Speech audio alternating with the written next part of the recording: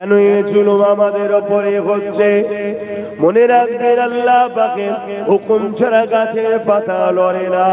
এ যুবকেরা, তরুণেরা, বাপেরা, এ আল্লাহর হুকুম ছাড়া কখনো কিছুই হতে পারে না। কয়েকদিন আগে মদিনা শরীফে একদল হজ যাত্রী যাচ্ছিল বাসে করে, ঘুমিয়ে পড়ে অ্যাক্সিডেন্ট হয়ে এমন করে বহু হাজী সাহেব ইন্তেকাল হয়ে গেছে। খবর পেয়েছেন না পাননি? এটা নিয়ে সমাজে অনেক রকম টোল করছে, অনেকে অনেক কিছু বলছে। আমি আপনাদের বলে যাই, অবশ্যই আল্লাহর হুকুম ছাড়া কিছু হয় না। তবে মনে রাখবেন, নিজের কর্মের ফল নিজেকে ভোগ করতে হয়। যখন আমি ড্রাইভিং করতে গিয়ে আমায় ঘুম লাগছে, তখন আমার উচিত গাড়িকে সাইড করে দিয়ে আগে ঘুমিয়ে নেওয়া। এটা আমার কর্মদোষ ছিল। শুনছেন তো নাকি? তাহলে কর্ম যেমন হয়, ফলটা তেমন পায়। দ্বিতীয় নম্বর কথা, যদি কেউ আল্লাহর রাহে থাকা অবস্থায় সে যদি ইন্তেকাল করে, মারা যায়, আল্লাহ তাকে শহীদের দরজা দেয়। জোরে বলুন সুবহানাল্লাহ। মওত তো একদিন না একদিন হবে। যতগুলো হাজী এই অ্যাক্সিডেন্টে মারা গেছে, তারা তো নির্দোষ, তারা তো সফরে বসে আছে, কিন্তু ড্রাইভারের দোষ ছিল। তার ঘুম হয়েছে, ঘুম পেয়েছে, তার উচিত ছিল সাইডে গিয়ে ঘুমিয়ে নেওয়া। কিন্তু হাজীদের তো দোষ নয়। কিন্তু আল্লাহ মৃত্যু দেবে না, দেবে না? তাদের মৃত্যুকে ওইভাবেই লেখা ছিল। তাদের মৃত্যু যখন রূহকে আল্লাহ তৈরি করেছে, তাদেরকে আল্লাহ বলেছে তোমরা কি চাও, সব অপশন দিয়েছে। তারা চেয়েছিল যে আমরা নবীর দেশে যাব, আল্লাহ রসুলের দেশে আমাদের এইভাবে মৃত্যু হবে যার বিনিময়ে আমরা শহীদের দরজাটা পাবো। জোরে বলুন সুবহানাল্লাহ। একটা ইতিহাস এই জায়গায় বলে যায়, শোনেন। হযরত ইব্রাহিম আলাইহিস সালামের একজন স্ত্রী ছিলেন, আমাদের আম্মা জান হয়, যিনার নাম হল হযরত হাজেরা আলাইহিস সালাম। তিনি এমন করে ইব্রাহিম আলাইহিস সালামের স্ত্রী ছিলেন। এই যুবকেরা, তরুণেরা, যখন তিনি এমন করে বালিগ বয়সে, প্রাপ্ত বয়সে পা দিলেন, সঙ্গে সঙ্গে নিজেকে গোপন করে নিলেন। কারণ আল্লাহ পাকের বিধান হলো নারীদেরকে পর্দার মধ্যে থাকা, নারীদেরকে হিফাজতের মধ্যে থাকা। এ মায়ের জাতেরা, আপনাদেরকে আল্লাহ বড় নিয়ামত করেছে, আল্লাহ আপনাদেরকে বড় দামি সম্পদ করেছে, আল্লাহ আপনাদেরকে দুনিয়া জমিনে এত নিয়ামত আল্লাহ বানিয়েছে। আল্লাহ মধ্যে মাকে আল্লাহ সব থেকে বেশি সম্মানিত করেছে। সেই আপনারা, একজন ব্যক্তি আমার নবী পাকের কাছে এলো, আল্লাহ নবীকে জিজ্ঞাসা করলো, ইয়া রাসূলুল্লাহ, হাবিবাল্লাহ, আমার উপরে সব থেকে বেশি কার হক? আল্লাহ নবী বললেন তোমার মায়ের। তারপরে কার হক? তোমার মায়ের। তারপরে কার হক? তোমার মায়ের। তারপরে কার হক? তোমার বাপের। এ আমার নওজওয়ানেরা, তরুণেরা, মা 3 ভাগ হক পেয়েছে, বাপ 4র্থ নম্বরে পেয়েছে। মা হলো নারীর জাত। ইসলাম নারীকে পুরুষের থেকে 3 গুণ মর্যাদা বেশি দিয়েছে। এ নওজওয়ানেরা, তরুণেরা, আজ আমরা দুনিয়া জমিনে দুনিয়াদারিতে গাফলতি হয়ে গেছে। আজ আমরা গানে যাত্রা, আজ আমরা জুয়া ফাংশনে, আজ আমরা টিভিতে, আজ আমরা দুনিয়ার বেঈমান চোর নেতাদের পিছনে সময় কাটিয়ে কাটিয়ে আমাদের খেয়ালই নাই, আমাদের পিছনে আমাদের ইসলামকে মিটাবার জন্য নানা রকম চক্রান্ত হচ্ছে। সেই চক্রান্তের একটা চক্রান্ত হলো, আমার বাংলা জমিনে গত কয়েকদিন আগেতে এমন একজন ব্যক্তি, মানব রূপী দুবাইয়ে পশু, সে বলতে লেগেছে ইসলামে নাকি রেপ করাটা কোনো পাপ নয়। নাউজুবিল্লাহ বললেন না? আপনারা কি বলতে হয় সেটাও জানছেন না? বলুন নাউজুবিল্লাহ। তাহলে এত বড় কথা বলার সাহস পেল কেন? আমাদের মুসলিম ঘরের যুবকদের জন্য। কেন? ওরা জানে মুসলিম যুবকরা গান নিয়ে ব্যস্ত, মুসলিম যুবকরা মেলা নিয়ে ব্যস্ত, মুসলিম যুবকরা ফাংশন নিয়ে ব্যস্ত, মুসলিম যুবকরা টিভি, কি বলে, শরাব, এসব নিয়ে ব্যস্ত। আর মুসলিম যুবকরা এই ব্যস্ত হয়েছে কেন? যারা আজকে তোমার ইসলামের নামে মিথ্যাচার করছে, তারাই তোমাদেরকে গানে ঢুকিয়েছে, তারাই তোমাদেরকে ফাংশনে ঢুকিয়েছে, তারাই তোমাদেরকে যাত্রায় ঢুকিয়েছে, তারাই তোমাদেরকে পাপাচারে ঢুকিয়েছে। অর্থাৎ তোমাকে ওই দিকে ভুলিয়ে রেখে তোমার ঘরের মা বোনের উপরে আঘাত দিচ্ছে, তোমার ইসলামের উপরে আঘাত দিচ্ছে। কেন? তারা জানে ইসলামের যুবকদের ঘরে আমরা নেশার মধ্যে রেখেছি, ইসলামের যুবকদের ঘরে আমরা আমাদের দাস দাসী বানিয়ে দিয়েছি, ইসলামের যুবকদের ঘরে আমরা আমাদের হাতের মুয়া বানিয়ে নিয়েছি, ইসলামের যুবকদের ঘরে আমরা আমাদের হাতের খেলনা বানিয়ে নিয়েছি। ওরা আমাদের কিছু করতে পারবে না, কারণ রাজ পাওয়ার আমাদের হাতে, প্রশাসন পাওয়ার আমাদের হাতে, আইনের পাওয়ার আমাদের হাতে। ওরা নেশা নিয়ে পড়ে আছে, ওরা গান নিয়ে পড়ে আছে, যাত্রা নিয়ে পড়ে আছে। অতএব ওদের ইসলামকে গালি দে, ওদের ইসলামকে যা খুশি বলকে যা, ওদের কিচ্ছু করার ক্ষমতা নাই। সত্যি তো না? কি লজ্জা লাগছে বলতে? ক্ষমতা আছে? যাও না। ওই তো ভাটপাড়ার অর্জুন সিং বলেছে, বিজেপির নেতা, আগে ছিল টিএমসি, তার আগে ছিল বিজেপি, এখন আবার বিজেপিতে গেছে, কাল হয়তো টিএমসি আবার যাবে। মুসলমানের ছেলেরা তাকালেই বলবে দাদা আমি আছি, 200 টাকা বাড়িয়ে দিও। কি গো, কথা খারাপ লাগছে নাকি? বলো আল্লাহ ছেড়ে দেবে তোমাকে আমাকে? কেন আমরা মুনাফিকি করছি আল্লাহর সাথে? একটা লোক ডাইরেক্ট বলছে আমি ইসলাম মানি না, ও মুনাফিক নয়, ও গায়ের মুসলমান। ওর জন্য বুঝা পড়া কিয়ামতের দিন আল্লাহর সাথে হবে, শুনছেন তো নাকি? কিন্তু তুমি আমি বলছি মুসলমান, আল্লাহ মানি, ইসলামের দায়িত্ব নিয়েছি, নিয়ে ইসলামকে বেঁধে কষ্ট দিচ্ছি আমরা, বুঝাবার জন্য বলছি। একটা ছেলেকে একজন বললো লালন পালন করবে, একজন বললো না ভাই আমি লালন পালন করতে পারবো না, ডাইরেক্ট ক্লিয়ার হয়ে গেছে। আর একজন বললো লালন পালন করব, ঘরে নিয়ে যে তাকে যত্ন করছে না, আপ্যায়ন করছে না, উপরন্ত তার উপরে জুলুম করছে, টর্চার করছে। বলুন তো কোন লোকটা তুলনামূলক ভালো? যে ডাইরেক্ট বল দিয়েছে। এজন্য ইসলাম বলেছে ডাইরেক্ট যে ইসলামকে মানে নে, তার থেকেও অনেক কঠিন শাস্তি হবে যে ইসলামের দাবি করে ইসলামের সঙ্গে গাদ্দারি করে, যেটা আমার কওমের মধ্যে আজকে লক্ষ লক্ষ যুবক দ্বারা ঘটছে। আজকে কি বলছে? ইসলামে নাকি রেপ করা খারাপ কাজ নয়, তার মানে ভালো কাজ। তাহলে এই কথাটা যখন অমুসলিম মা বোন বাপ ভাইদের কাছে যাবে, মুসলমানকে দেখলে কি বলবে?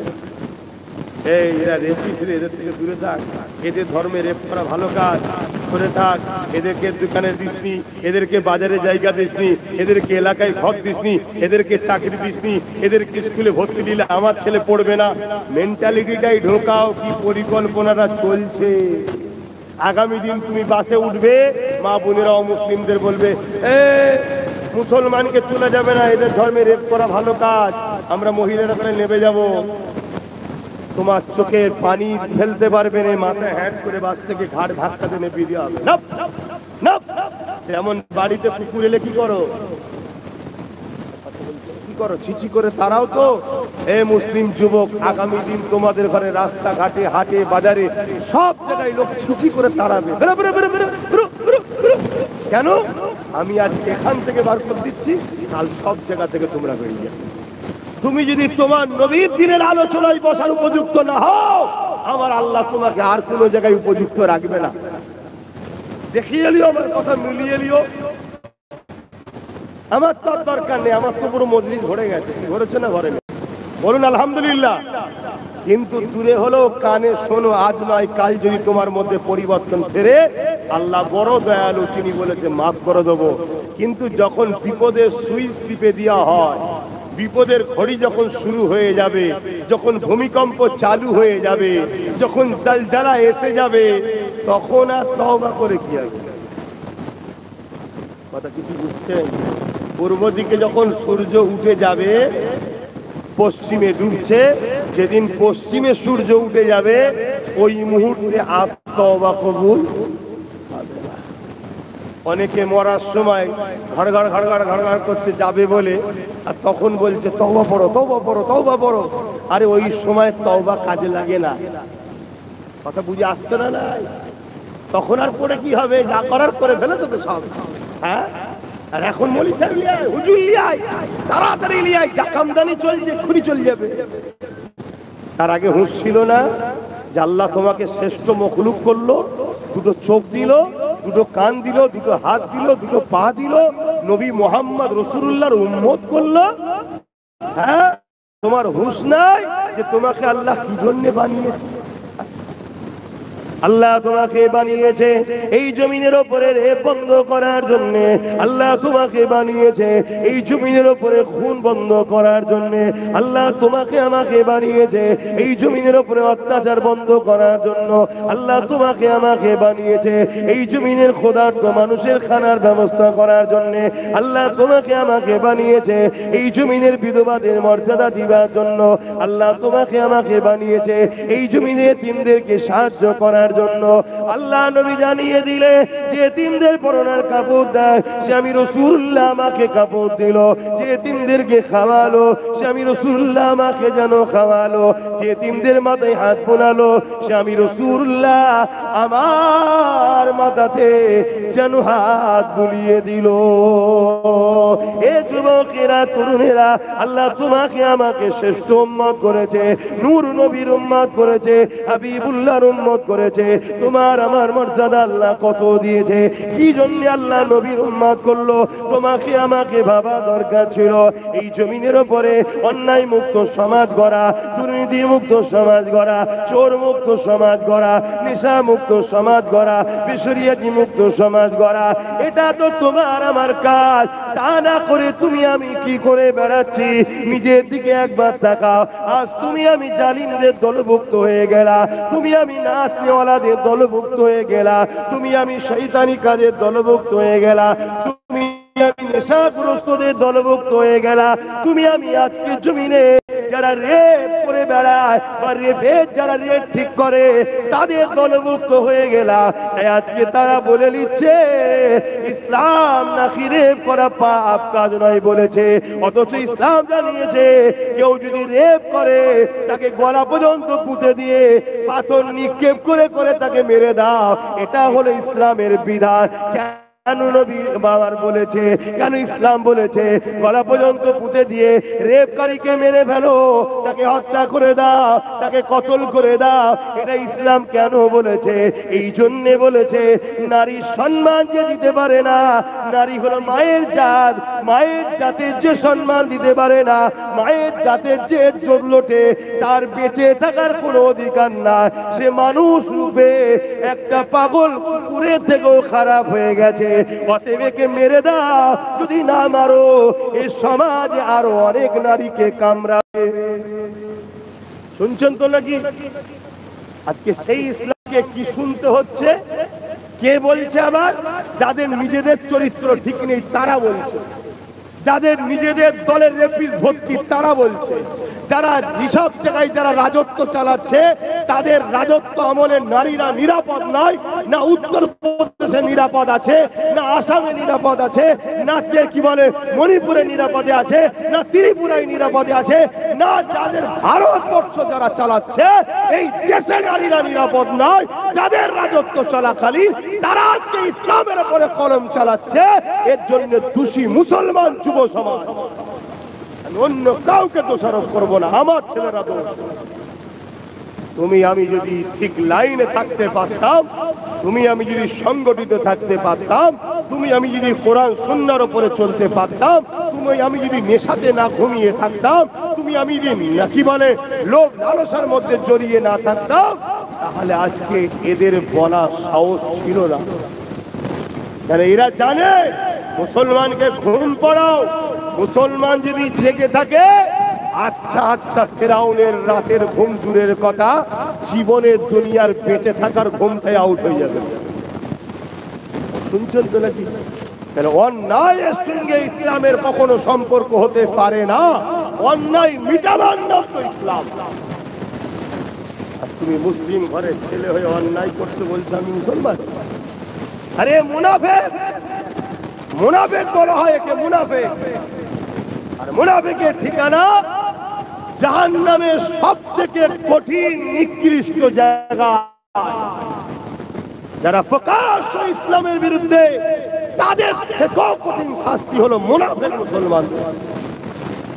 আর আমার আব্বা জানেরা, আমি আপনাদের সন্তানের মতো বলে যাচ্ছি, আপনারাও কিন্তু কিয়ামতের দিন ফাঁসবেন। কিয়ামতের দিন ফাঁসবেন। কিয়ামতের দিন বাপেদের হিসাব নেবে। হিসাব নিয়ে ধরুন আপনার নামাজ, রোজা, দাড়ি, টুপি, হজ, যাকাত, মানুষের অধিকার সব হয়তো পালনে আপনি 100% পাস করে গেছেন। আলহামদুলিল্লাহ, ভালো কথা, আপনি পাস করেছেন। কিন্তু আপনার ছেলেকে ডাকা হবে, ডেকে বলা হবে তোমার হিসাবটা দাও। ওই সময় বান্দা বলবে আল্লাহ ওটা ছেলের থেকে নেন। আল্লাহ বলবে না, তুমি গার্জেন, অভিভাবক তোমাকে আমি বানিয়েছিলাম, গার্জেন। এই তোর হিসাব দে। দেখা যাচ্ছে ছেলে ধরা পড়ে গেছে। তখন ছেলে বলবে আল্লাহ আমি আজকে যে পাপ কাজ করলাম, ধরা পড়লাম, এর জন্য দোষী আমার বাপ। আমার বাপ যদি ছোটবেলা থেকে আমাকে ভালো রাস্তা দেখাতো, ছোটবেলা থেকে আমাকে যদি মেলায় না নিয়ে যেত, টিভি যদি না দেখাতো, ছোটবেলা থেকে যদি আমিনার লালকে চিনাতো, ছোটবেলা থেকে যদি আল্লাহ আপনাকে চিনাতো, ছোটবেলা থেকে যদি আমাকে পাক পবিত্র হওয়ার অভ্যাস শিখাতো আল্লাহ, তাহলে আমি কি আজকে পাপ করতাম? আমার এই পাপের পিছনে আমার বাপের খামোশি, আমার বাপের না ডাটার জন্যে, আমার বাপ আমাকে না কি বলে টাইট করার জন্যই তো আমি পাপী হয়েছি। আল্লাহ আমার বাপকে আমার সাথে জাহান্নামে দেয়া হোক। আল্লাহ ফেরেশতাকে বলবে বান্দা সত্য বলছে, এই জাহান্নামে ছেলের সাথে বাপকেও জাহান্নামে দাও। আমি আমার দাদুর গল্প শোনাতে আসিনি, কোরআন সুন্নাহর কথা শোনাচ্ছি। আজকে প্রত্যেকটা বাপকে বলবো এখনো সময় আছে, জাগুন। হ্যাঁ, হালকা বয়সে একটু ভুল হয়, কিন্তু এত ভুল কেন? তোমার দিনের ওপরে তোমার হুঁশ নাই, তোমার ধর্মের ওপরে তোমার হুঁশ নাই, তোমার দিনের কালচার তোমার মধ্যে নাই। 24 ঘন্টার মধ্যে তোমার মধ্যে ইসলামের কথা, আল্লাহর কথা, আল্লাহর নাম আবার বেরোয়। একবার খাতা কলম নিয়ে বসে দেখো তো যুবক, তুমি যে আল্লাহ তোমার জবানে কথা দিয়েছে, 24 ঘন্টার মধ্যে তুমি তোমার আল্লাহকে কবার ডাকছো? হিসাব করে একবার, 24 ঘন্টার মধ্যে তোমার আল্লাহর জন্য তুমি কি করলে হিসাব করে দেখো।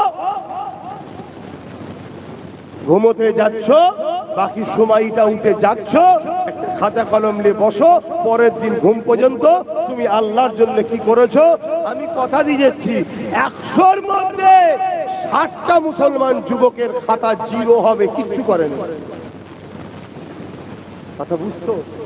তাহলে বলো, আপনি একটা কোম্পানিতে কাজ করছেন, বুঝাবার জন্য বলছি, সেই কোম্পানিতে আপনি কিচ্ছু কাজ করেন, উপরন্তু কোম্পানির ক্ষতি করছেন, আপনাকে কোম্পানি রাখবে? তাহলে আপনাকে যিনি দুটো হাত দিল, দুটো পা দিল, দুটো চোখ দিল, দুটো কান দিল, ইজ্জত দিল, মুসলমান ঘরে পাঠালো, ইসলামের ঘরে পাঠালো, আখিরি নবীর উম্মত করলেন, সেই দিনের জন্য কিছু করলেন না, আল্লাহর জন্য কিছু করলেন না, উপরন্তু আপনার মতো মুসলমানের জন্য জালিমরা ক্ষমতা পাচ্ছে, আপনাদের মতো মুসলমানদের জন্য আজকে জালিমরা শক্তিশালী হচ্ছে। তারা ক্ষমতার আসনে বসে কখনো বলছে ওয়াকফ তৈরি কালা কানুন করে মসজিদ ভাঙবো, কখনো বলছে কোরআন শেষ হয়ে যাবার উন্নতি হবে না। বলুন আমার আল্লাহ আপনার আমার মতো এই মুনাফিকি যারা মুসলমান করবে, ভালো কাজ না করে যারা ইয়ম বদমাইশি করবে, সেই মুসলমানদেরকে আল্লাহ শেষ করবে না, করবে না? এজন্যই তো সাইজ হচ্ছে। এবারে যারা ভালো মানুষ তাদের জন্য মার খেতে হচ্ছে না, হয়নি? একটু বলুন বলুন বলুন বলুন, কেন হচ্ছে? ওই দুটো কারণ, বাপ বেটা, চাচা ভাইপো, আত্মীয়তা আছে না নাই? কিন্তু আল্লাহ রাসূল কি বললেন? মান আহাব্বা লিল্লাহ ওয়া আবগাদা লিল্লাহ ওয়া আতা লিল্লাহ ওয়া মানআ লিল্লাহ ফাকাদ ইসতাকমালাল ঈমান। ভালোবাসতে হবে আল্লাহর জন্য, আত্মীয়তা করতে হবে আল্লাহর জন্য, ভালোবাসতে হবে আল্লাহর জন্য, দুশমনি করতে হবে আল্লাহর জন্য, আত্মীয়তা করতে হবে আল্লাহর জন্য, বিচ্ছেদ হতে হবে আল্লাহর জন্য। এরাই হলো প্রকৃত ঈমানদার। আমরা আল্লাহর জন্য ভালোবাসিনি। ও আমার মামাতো ভাই হয় এই জন্য কে ভালোবাসি, আল্লাহর জন্য ভালোবাসি না। এ আমার ফুফুতো ভাই হয় এই জন্য কে আমি ভালোবাসি, আল্লাহর জন্য ভালোবাসি না। যদি আল্লাহর জন্য ভালোবাসতাম, মামাতো ভাই ভুল রাস্তায় রাস্তায় চললে তাকে আমি বুঝাতাম তোমার চলনটা ভুল হচ্ছে ভাই, নিজের গুনাহ যদিও করে ফেলো, ইসলামের ক্ষতি তুমি করছো, ইসলামের ক্ষতি করে ফেলোনি। যদি তোমার সাথে ও বন্ধুত্ব রাখতে সত্যি চায় তাহলে তোমার কথা সে শুনবে, যদি না শোনে তাহলে তুমি তার সাথে কেন মিশবে? ধরুন আমি খারাপ কাজ করছি, আপনি আমাকে বুঝালেন যে ভাই এ কাজ তুমি করো না, এটা ইসলামের ক্ষতি হচ্ছে তোমার জন্য, এ কাজ করো না। আপনি যদি সত্যি আপনাকে ভালোবাসি তাহলে আপনার কথা শুনবো না শুনবো না? আর যদি আপনার কথা আমি না শুনি তাহলে আপনার কি প্রয়োজন আছে আমার সঙ্গে মিশা? কথা কিছু বুঝছেন তো নাকি? যেমন আমি বললাম যে আসো ভাই এসে বসো, যদি না আসে তার নিয়ে তো আমার ভাবার প্রয়োজন নেই, সে যখন আমার কথা শোনে না আমি তার কথা শুনবো কেন? আমি অঙ্ক ভাই খুব ভালো পারতাম, পড়ার লাইফে অঙ্ক খুব ভালো পারতাম, আমার শুধু একটাই কাঁচা সাবজেক্ট ছিল ইংলিশ। কথা বুঝে আসছে, এখন দেখছি ওটাই ছাড়া চলা যাচ্ছে না আমার। এই বুড়ো বয়সে ভাবছি একটু চেষ্টা করে দেখবো। কি বলছেন আপনারা, হবে না? হবে না? হ্যাঁ ইনশাল্লাহ হয়ে যাবে। আমার নজওয়ানেরা তবুগেরা উলামাকে বুঝুনি, বাঁচাবার চেষ্টায় বকছি, তোমাদেরকে বাঁচাবার চেষ্টায় রাগ মুখ করছে, কেননা তোমার আমার গাফলতির জন্যে আজ বিভিন্ন জায়গায় মসজিদ গুলো শহীদ হয়ে যাচ্ছে তোমার আমার গাফলতির জন্য। আমার পশ্চিম বাংলায় দুর্গাপুরেতে পশ্চিম বাংলা সরকারের নেতৃত্বে বুলডোজার দিয়ে মাদ্রাসাকে ভেঙে দেওয়া হলো তোমার আমার গাফলতির জন্য। এ যুবকেরা তরুণেরা ইসলামের উপরে এত বড় কথা বলা হলো, অথচ ইসলাম নারীদেরকে কত সম্মান দিয়েছে। ১,৫০০ বছর আগে ঈসা আলাইহিস সালাম চলে যাবার পর এই জমিনের উপরে ৫০০ বছর প্লাস হয়ে যায়, কোন নবী রাসূল আসেনি। আমার রাসূলুল্লাহকে আল্লাহ পাঠালে, আমার নবী আসার আগে ঈসা নবী চলে যাবার পর এই পৃথিবীর মানুষগুলো এক আল্লাহকে ভুলে গিয়ে নিজেদের হাতে করে ৩৬০টা নকল খোদা তৈরি করেছে। ওই খোদার উপাসনা করত যারা, নকল খোদার উপাসনা করত তারা নিজেদের বেটিগুলোকে জ্যান্ত পুঁতে দিত, কন্যা দিওয়াকে বাজারে নিলামে বিক্রি করা হতো। এই ছিল তাদের ক্যারেক্টার, চরিত্র। আল্লাহ নবী এসে তাদেরকে বুঝাতে লাগলে, এ দুনিয়ার মানুষেরা নারীগুলোকে কেন তোমরা জ্যান্ত জ্যান্ত পুঁতে দিচ্ছ? নারীদেরকে এত অবহেলা কেন করছো? নারীদেরকে এত বেহুসুতি কেন করছো? নারীদেরকে এত হত্যা কেন করছো? ওই সময় পৃথিবীর মানুষ তারা বলেছিল, এ তুমি মুহাম্মদ সাল্লাল্লাহু আলাইহি ওয়াসাল্লাম, নারীরা হলো অশুভ, এদের বাঁচার কোনো অধিকার নেই। আল্লাহ নবী, নূহ নবী, দয়া নবী তাদেরকে বুঝাতে লাগলে, বাবারা না না না, নারী অশুভ নয়, মহান স্রষ্টা পুত্র সন্তান বানায়, মহান স্রষ্টা কন্যা সন্তানও বানায়, কেননা পুরুষেরও দরকার আছে, কন্যারও দরকার আছে, না নাই? এ কথা বলে যারা নিজেরা নিজেরা, আমি আর বলতে পারছি না, কওমে লুতের ঘটনা জানেন? হ্যাঁ যুবকরা বলো, কওমে লুতের ঘটনা জানো? লূত আলাইহিস সালামের জমানার উম্মতেরা ছেলে মেয়ে বিয়ে করতুনি, ছেলে ছেলে। আমি বেশি আর বলতে পারছি না। যেমন দেখলাম আমার পশ্চিম বাংলায় কোনো এক জায়গায় দুজন মেয়ে একে অপরকে ভালোবেসে বিয়ে করছে, তাকে আবার রাজ্য সরকারের পক্ষ থেকে সংবর্ধনা দেওয়া হচ্ছে। মানে ভাবুন এরা কি কোয়ালিটির মানুষ, শুনছো তো নাকি?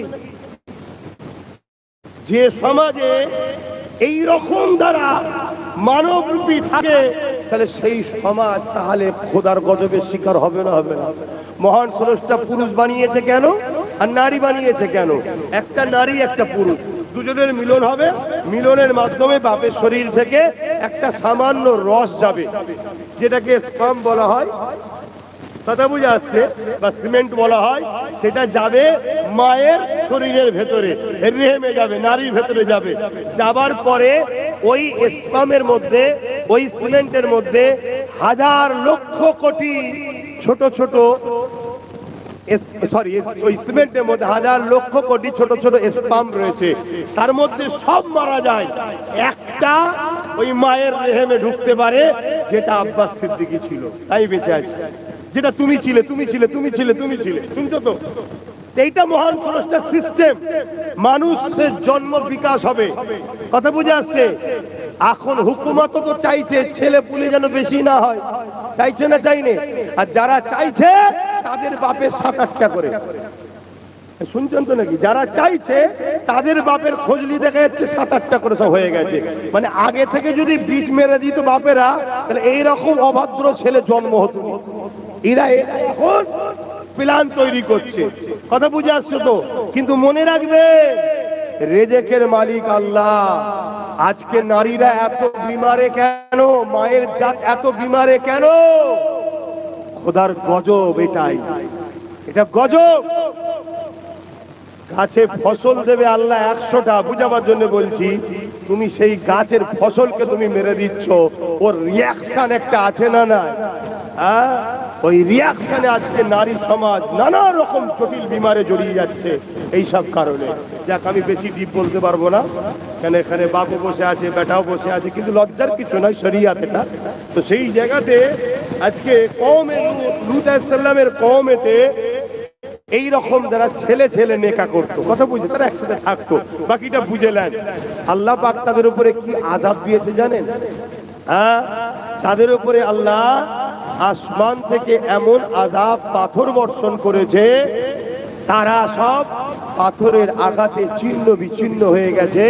এবং এক রায়াতের মধ্যে আছে, তাদের মধ্যে থেকে অনেককে পাথরের নাই শক্ত করে সেই জায়গায় দাঁড় করিয়ে রেখেছে, এখনো সেই স্মৃতি আছে, কথা বুঝে আসছে?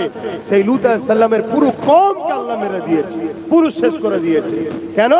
মহান স্রষ্টার সিস্টেম হলো নারী আর পুরুষ একে অপরের নেকা হবে, বিবাহ হবে।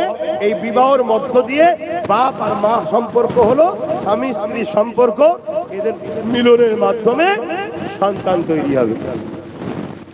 জাহিলিয়াত যুগে কন্যা সন্তান হলে জ্যান্ত মেরে দিত, জাহিলিয়াত যুগে কন্যা সন্তান হলে জ্যান্ত পুঁতে দিত। আল্লাহ নবী জিজ্ঞেস করছেন, যেটা কেন করছো? এটা তো মহান স্রষ্টার সিস্টেম, পুত্র সন্তানও হবে, কন্যাও হবে, দুজনের মিলনে বিবাহ হবে, বিবাহ হয়ে আবার সন্তান তৈরি হবে।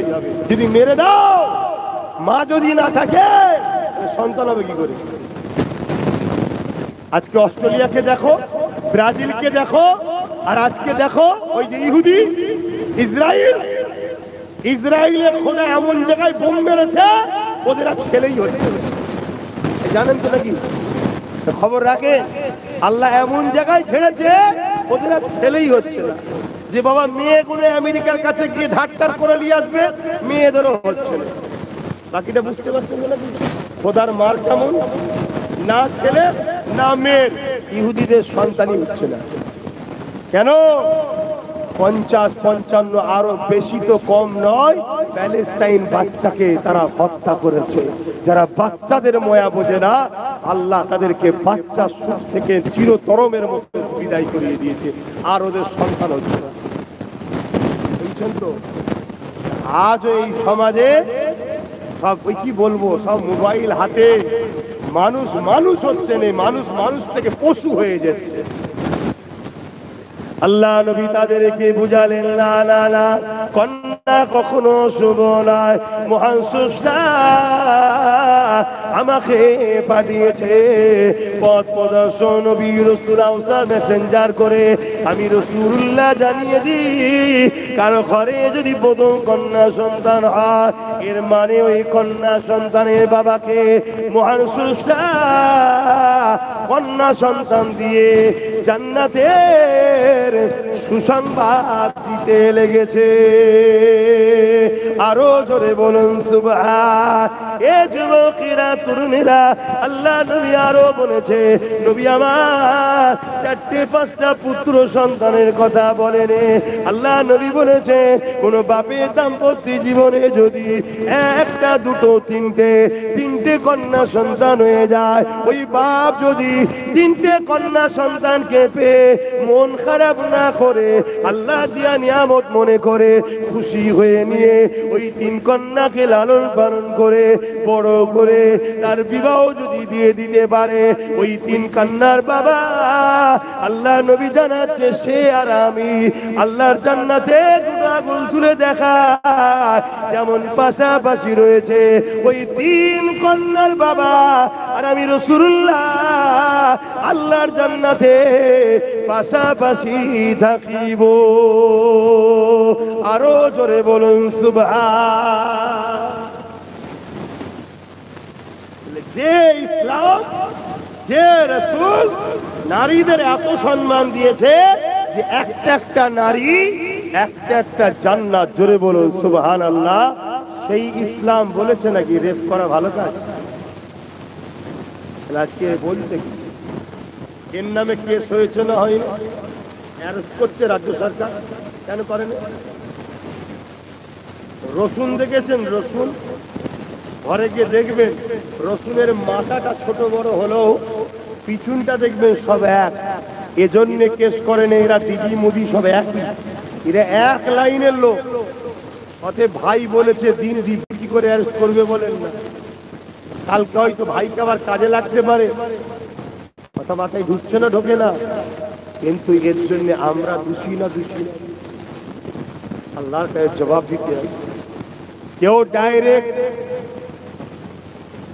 ডাইরেক্ট পাপ করছে আর কেউ পিছন থেকে পাপীকে সহযোগী করছে, উভয় কিন্তু আসামি। ধরুন আপনাদের এলাকায় একটা চুরি হয়েছে কারো বাড়িতে, সোনা দানা টাকা পয়সা ছিল, চুরি হয়েছে। এখন চোর কিভাবে ঢুকেছে? বহুত প্রাচীর দিয়ে ঘেরা ছিল, শুনছেন তো? প্রাচীর দিয়ে ঘেরা ছিল, চোর চুরি করে তাহলে কি করে ঢুকলো? তালাও জেকে সেই কাটেনে, মেন গেটের তালাও রয়েছে, তাহলে কি করে চোর ঢুকলো? পুলিশ ভাইয়েরা এসে চতুর্দিকে ঘুরে দেখছে ঘরের পিছন দিকের প্রাচীর একটা মই লাগানো আছে, তার মানে ওই মইটাতে ঢুকেছে। ওই মইটা কার? মইটা কার? খোঁজ করে দেখছো ওই গ্রামের একজনের মই। তাকে পুলিশ ধরবে না? ধরবে না। হয়তো সে বেচারি সত্যিই চোরের সাথে ছিল না, মই চেয়েছে দিয়েছে। এখন তো অনেক লোকের আছে দরদ দেখাবার, তাকে পুলিশ তুলে নিয়ে যাবে না? যাবে না। কথা বলুন, কাকে মই দিয়েছিস বল, কি হয়েছে বল। তাহলে বলুন একসাথে শাস্তি সবার হবে না? হবে না। চোর চুরি করেছে তার শাস্তি হবে, যে মইদের সহযোগিতা করেছে তাকে কি ছেড়ে দেওয়া হবে? তাহলে আজকে কেউ ক্ষমতার জোরে আমার দিনের বিরোধী করছে, কেউ ক্ষমতার জোরে আমার ইসলামের উপরে আঘাত দিচ্ছে, কেউ ক্ষমতার জোরে বলছে মাদ্রাসার মিড ডে মিল দেবো না, রাস্তার কুকুরের বাচ্চাকে খেতে দেবো বলছে। আর যদি আমরা তাকে সহযোগিতা করি আল্লাহ আমাদের ছেড়ে দেবে মনে হয়? মনে রাখো, হিন্দুরা আমাদের ভাই বোন হয়, আদিবাসীরা আমাদের ভাই বোন হয়, দলিতরাও আমাদের ভাই বোন হয়, কিন্তু ভাই বোনের সঙ্গে মিশবো, কারবার ব্যবসা বাণিজ্য রাজনীতি সব চলবে, ইসলামের নিষেধ না, এটা ধর্ম নিরপেক্ষ সবার দেশ, সব মিলেমিশে থাকবেন ততক্ষণ পর্যন্ত যতক্ষণ পর্যন্ত তাদের মধ্যে থেকে কেউ না ইসলামের বিরোধী করবে, ততক্ষণ পর্যন্ত। বিরোধী করলে তার সাথে আর সম্পর্ক নয়, বাকি হিন্দু আদিবাসী দলিতের সঙ্গে সম্পর্ক থাকবে। কথা বুঝতে না? আচ্ছা উল্টো বলুন তো, আমার হিন্দু ভাইকে জিজ্ঞেস করুন তো, ভাই আমার সাথে মিশবি না? মিশবি না? তারা বলবে মিশবো। কিন্তু যদি বলি তো ধর্মের বিরুদ্ধে বলবো, সে মিশবে? এজন্য বলেন, তাহলে আমি কি করে মিশতে পারি? যে সরকার আমার ধর্মকে আঘাত দেবে তার সাথে মিশি কি করে? আমি হাজারো হিন্দু লোককে কি বলে অন্য যারা আমার ধর্ম সে জবাব দেবে, কিন্তু আমার ধর্মের ওপর যদি আঘাত না দেয়, দুনিয়াবি স্বার্থে তাকে ভোট দেবো, তার কাজের জন্য তার সাথে থাকবো, তার সাথে কারবার করবো, লেনদেন করবো, এটা আলাদা বিষয়। কিন্তু কেউ যদি আমার ধর্মের ওপরে আঘাত দেয় তার সাথে আর মিশা যাবে? এটাই তো পরীক্ষা, এটাই তো পরীক্ষা আল্লাহর। আল্লাহ নবী বললেন ততক্ষণ পর্যন্ত তোমরা ঈমানদার হতে পারবে না। আচ্ছা এখানে আর একটা কথা বলি, কোন মুসলমান যদি আমার ধর্মের উপরে আঘাত দেয় তার সঙ্গে মিশা যাবে? একটু জোরে বলবেন। তার সাথে মিশা যাবে। তাহলে আমি ততক্ষণ পর্যন্ত সবার সাথে মিশবো, উঠবো, বসবো, কারবার ব্যবসা বাণিজ্য লেনদেন, এটা দুনিয়াবি মামলা আমরা মানুষ মানুষে করবো।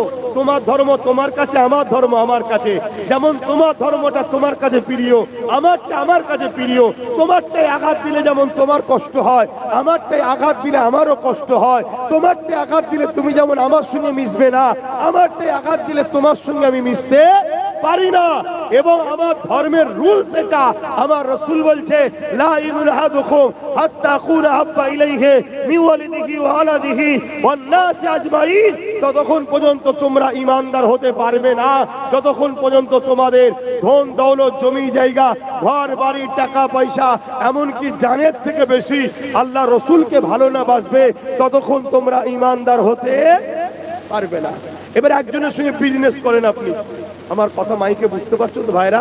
একজনের সঙ্গে বিজনেস করছে, মন দিয়ে শোনো যুবক, গুনাহ করেছো, প্যান্ট শার্ট পরেছো, গুনাহ করেছো, কিন্তু তুমি কাঁদবে, তওবা হবে, কাল দাঁড়িয়ে রাখবে, আল্লাহ তোমায় মাফও করে দেবে। কিন্তু ইসলামের যদি ছোট্ট একটা ক্ষতিতে ডাইরেক্ট হোক আর সহযোগিতাই হোক, তোমার নাম যদি থাকে, তোমার নাজাত নেই, তুমি ইসলাম থেকে বেরিয়ে গেছো। আমার রজ বুঝছেন তো? এগুলো আমার কমকে আমার যুবকদের জানানো দরকার আছে না? হ্যাঁ, কিন্তু জানালে একজনের কষ্ট হচ্ছে। আমি আমার ভাইকে শিখাচ্ছি তো তোর বুক ফাটছে কেন রে? না, ও তো আমার ভাইকে ইসলাম থেকে বার করতে চাইছিল, তাই মাথা খারাপ হয়ে যাচ্ছে। তো শোনেন, একজনের সঙ্গে আপনি ব্যবসা করেন, কোটি কোটি টাকা বছরে টার্ন ওভার লেনদেন হয়, ব্যবসা করতেই পারে। এখন সেই যে ব্যবসায়ী, সে হতে পারে কোনো পার্টনারটা মুসলমানও হতে পারে, অমুসলিমও হতে পারে। কোনো একটা কারণে সে আপনার নবী নিয়ে বা ইসলাম নিয়ে কোনো রকম নোংরা কথা বলেছে, যেটা মিথ্যা, সত্য নয়, মিথ্যা। আপনি তার সঙ্গে যদি মেশেন, তাহলে আপনি কি নবীকে প্রকৃত ভালোবাসতে পারলেন? কারণ নবী বললেন জমি জায়গা, ঘর বাড়ি, টাকা পয়সা সবকিছুর থেকে আমাকে বেশি ভালোবাসতে হবে।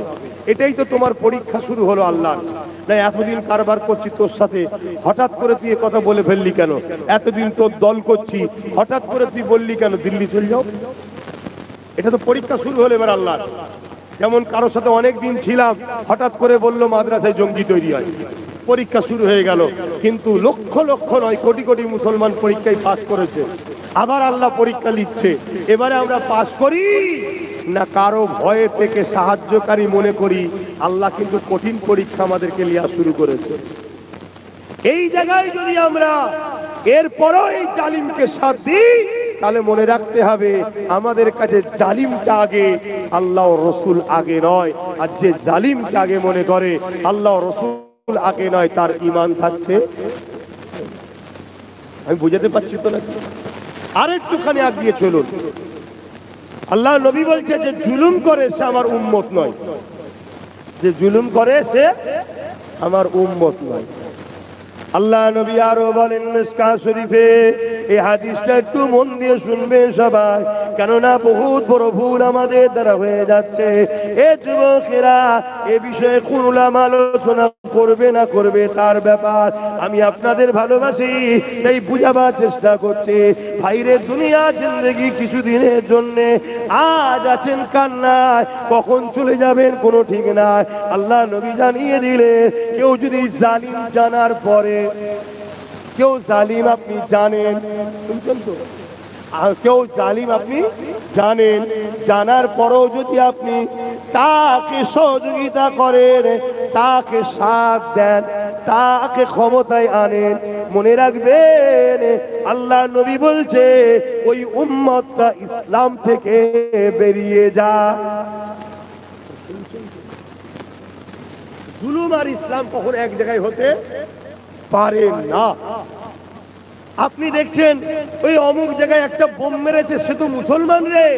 আরে কে বলেছে মুসলমান? নাম তো দেখে বলছেন, নামটা, হ্যাঁ নাম দেখছেন।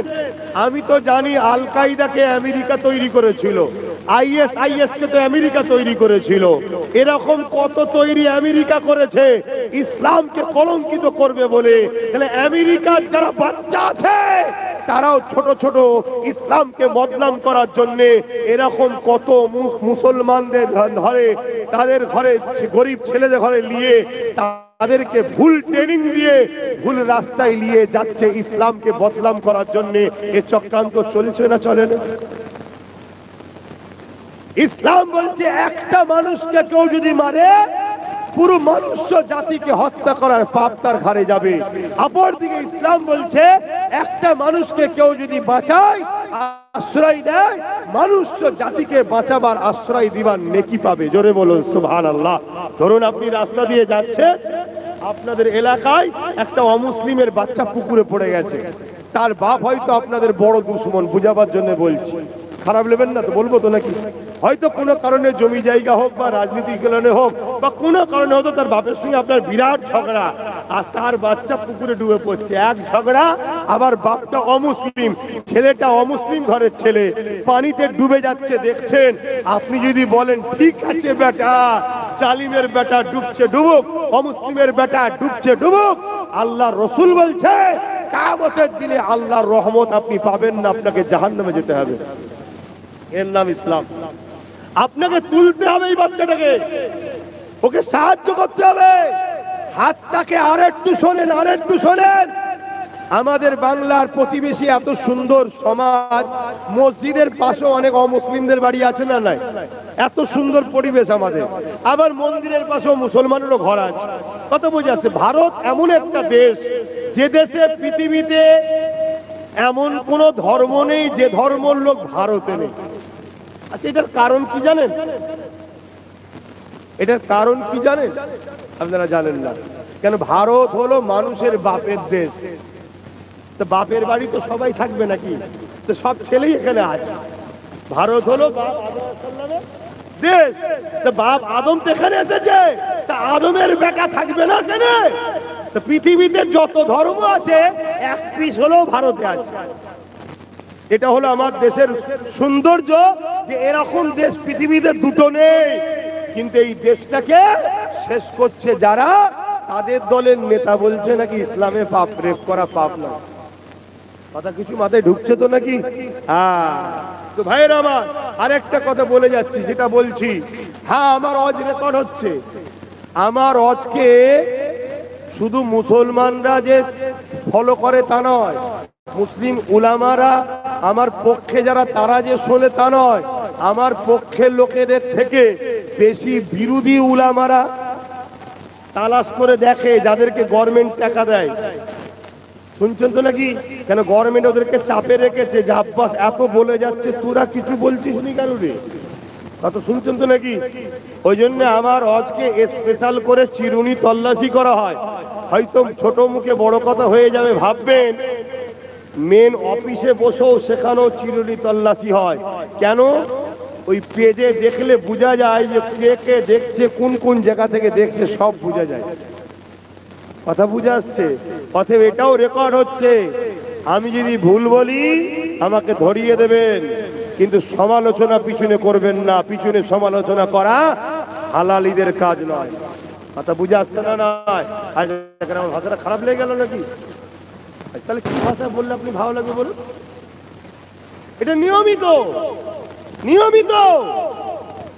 তো ভাইরা আমার, মসজিদে আপনি নামাজে দাঁড়িয়েছেন বা আপনি ঘরে নামাজ পড়ছেন, আর আপনার পাশের বাড়ি থেকে আওয়াজ আসছে আগুন ধরে গেছে, আগুন ধরে গেছে, একজন মায়ের গলার আওয়াজ বা বয়স্ক বাপের গলার আওয়াজ, ওরে বাচ্চাটা ঘরে রয়ে গেছে রে, ওরে বাঁচানা রে। আর আপনি জানেন এটা অমুসলিমের ঘর, আওয়াজ তো ওইখান থেকে আসছে, আর আপনি নামাজে দাঁড়িয়েছেন কার? আল্লাহর সব থেকে বড় ইবাদতে। এখন আপনি যদি মনে মনে করেন যে আমি আল্লাহর নামাজে দাঁড়িয়ে আছি, আর পাশের বাড়িতে পুড়ছে, আওয়াজ এসছে, ঘরে আগুন লেগেছে, বাচ্চাটা ঘরের মধ্যে রয়েছে, কেউ আসো বাঁচাও, আরে অমুসলিমের বাচ্চা পুড়ছে, পুরুক, আমি নামাজ কি করে ছাড়ি? আমি আল্লাহওয়ালা না? আল্লাহ বলছে তুই আয় আমার কাছে, তোকে আল্লাহওয়ালা বুঝাবো। এ নামাজ আল্লাহ নেবে না? আল্লাহ বলছে ছাড় নামাজ, আগে জলদি করে আমার সৃষ্টিটাকে বাঁচা। জোরে বলুন সুবহানাল্লাহ, আরো জোরে বলুন সুবহানাল্লাহ। এই ইসলামের উপরে আঘাত কখনো দিতে পারেনি, আজকে জোর করে ইসলামকে বদনাম করার জন্য চেষ্টা হচ্ছে। ইসলাম আর জুলুম কখনো একসাথে থাকতে পারে না। ইসলামের ঘরের ছেলেদের শিক্ষাকে কেড়ে নিয়েছে, ইসলাম ঘরের ছেলেদের চাকরিকে কেড়ে নিয়েছে, ইসলাম ঘরের ছেলেদের রুজিকে কেড়ে নিয়েছে, ইসলাম ঘরের ছেলেকে গরিব বানিয়েছে প্রথম, তারপরে নেতারা 200-500-1000 টাকা দিচ্ছে, তারপরে ওই মুসলিম ছেলেদের দ্বারা সমাজ বিরোধী কাজ করাচ্ছে, খারাপ কাজ করাচ্ছে, আর বারবার মিডিয়াতে উঠছে, দেখো মুসলমান পাড়ায় চোর, মুসলমান পাড়ায় গুন্ডা, মুসলমান পাড়ায় দাগি, মুসলমান পাড়ায় আসামি। আর এগুলো সব গুগলে ক্রাইম লিস্টে শামিল হচ্ছে, ক্রাইম লিস্টে শামিল হচ্ছে যে মুসলিম এলাকা মানে অশিক্ষিত, ডাকাত, বদমাইশ, চোর। এগুলো ইচ্ছা করে তোদের দরদি নেতারা তৈরি করছে। কেন? আগামী 100 বছরের পর তোদেরকে স্প্রে করে গুলি করে করে মারা হবে, কেন? তোরা হলি সমাজ বিরোধী। তার জন্য কয়েক লক্ষ কোটি টাকা খরচ হয়ে যা, মুসলমানদের মেরে দিতে হবে, এই পরিকল্পনা চলছে। তোমাদের হুঁশ আছে? তোমরা কখনো বলেছো নেতাজি আমি পড়বো, আইএস হতে চাই, আমাকে আইএস বানাও? ও নেতাজি আমি জজ হব, আমাকে পড়াও। ও নেতাজি আমার ব্রেন দেখো, রেজাল্ট দেখো, 98%, 90% নম্বর পেয়েছি, আমি আইএস আইপিএস অফিসার হব, আমাকে পড়াও। দেখো তো তোমার নেতা তোমার সাথ দেয় কি? এসব কটা ধান্দাবাজ, চিটিংবাজ, পাক্কা চোর সবিরা, এরা তোমাদেরকে শুধু শেষ করার জন্য পরিকল্পনা করছে। আর এদের হাত থেকে তোমাদেরকে বাঁচাবার জন্য আব্বাস সিদ্দিকী যখন তার ভাই নওশাদকে নেবিয়ে দিয়েছে, যা রাজনীতি করবে যা, কারণ রাজনীতি না করলে চাকরি, শিক্ষাতে সব জায়গাতে সুযোগ সুবিধাই ফু দিয়ে হয় না, হুজুরের বক্তব্য দ্বারা হয় না, ওটা যে লাইনের কাজ সে লাইনে দরকার। যদি আমার হাতে পাওয়ার না থাকে তাহলে আমার ছেলেকে মিথ্যা কেস থেকে বাঁচাবো কি করে? আমার হাতে যদি পাওয়ার না থাকে, আমার ছেলেকে ভালো রেজাল্ট করার পরও চাকরি দেবো কি করে? আমার হাতে পাওয়ার না থাকলে, আমার ছেলে গরিব রেজাল্ট করেছে ভালো, তাকে আইএস আইপিএস এ পড়াবো কি করে? যদিও পড়ে চলে যায়, ঠিক জায়গায় লোক না থাকার জন্য, মুসলমান নাম হওয়ার জন্য কেটে বাদ দেওয়া হচ্ছে না, হয়নি? তাহলে ওই জায়গায় যদি আমার লোক না থাকে কি হবে? ওই জন্য আমি বলেছি আমি ধর্ম সেবা করছি, তুই রাজনীতি করবে যা, আমি তোর সাথে আছি। এটা কি ভুল করেছি? আর এই কাজ করার জন্য আজকে মুসলমান ঘরের একদল ছেলে আমায় গাল দিচ্ছে। অমুসলিমরা গাল দেয়নি, কোন হিন্দুরা আমাকে গাল দেয় না, আদিবাসীরা। তারাও যেন আমি কোনো জায়গায় গেলে খবর পেলে দেখতে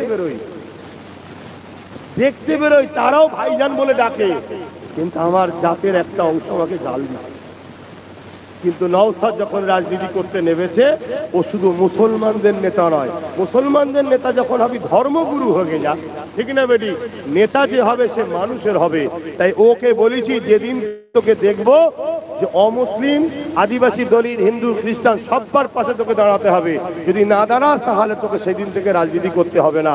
তবে আমি যতটা চেয়েছিলাম আল্লাহর দয়াতে আমার চিন্তার থেকে অনেক আগেও চলে গেছে। ওকে এখন সর্বধর্মের লোক ভালোবাসে। আপনারা কি ওর বিরুদ্ধে নাকি? আপনারা ভালোবাসেন না বাসেন না?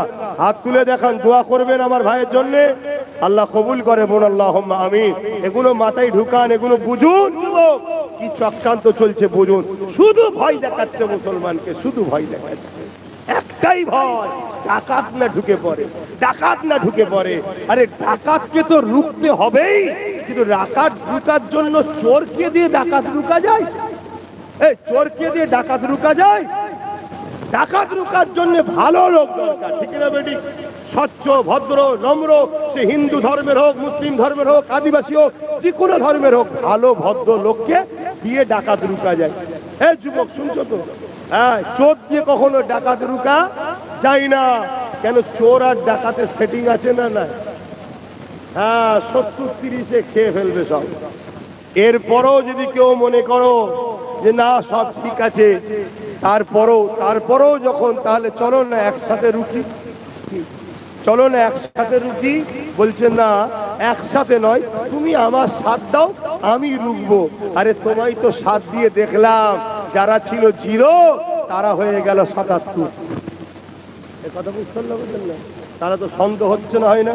ধরুন একটা ঘরে আমাকে পাহারা দিতে দিয়েছেন, কোনোদিন চুরি পড়ে না, যেদিন থেকে আমি পাহারা দিচ্ছি শুধু চুরি হচ্ছে, তাহলে আমার সাথে চোরের সেটিং আছে না? নাই। মানে আপনারা যখন ঘুমান আমি তখন দোর খুলে দিই, চোর আরামসে যাচ্ছে আর আসছে। এখন আপনারা বলেছেন ঠিক আছে ভাই তোমাকে বাদ দেবো না, তোমাকে রাখছি, কিন্তু তোমার সাথে আরো দুটো ভালো লোককে দেবো। তখন আমি বলছি না না না, ও সব করা যাবে না। তার মানে আমার ভয় হচ্ছে ওই দুটো লোক যদি থাকে, টাকার যখন আসবে তোর খুলতে দেবো, দেবে না ওই দুজন। কথা বুঝছেন না? বলুন হ্যাঁ, একটু বুঝে বুঝে কাজ করুন, না হয় সব শেষ হয়ে যাবে। এতগুলো লোক বসে আছেন, রাগ হচ্ছে কারো আমার কথায়? একটু হয় যদি তাও বলেন না রে বাবা, আমি অত ভয় খাওয়ার ছেলে নয়, আর কারো খেয়ে বসেনি। আমি আপনাকে আরেকবার বুঝাবো, তাহলে কেউ রাগ করছেন নাকি? তাহলে আমি একটা কথা জিজ্ঞেস করছি, একটু উত্তর দেবেন। এতগুলো লোক বসে আছেন, বলুন তো আপনাদের কুটুমের মধ্যে, জানাশোনার মধ্যে, ভাইরা ভাই হোক, শালার কুটুম হোক, শ্বশুরের কুটুম হোক, দাদুর কুটুম হোক, কেউ আইএস অফিসার আপনাদের কোনো আত্মীয় আছে কারো? জানা আছে? জজ, ডাব্লিউবিসি অফিসার আছে? নেই? ডিএম নেই?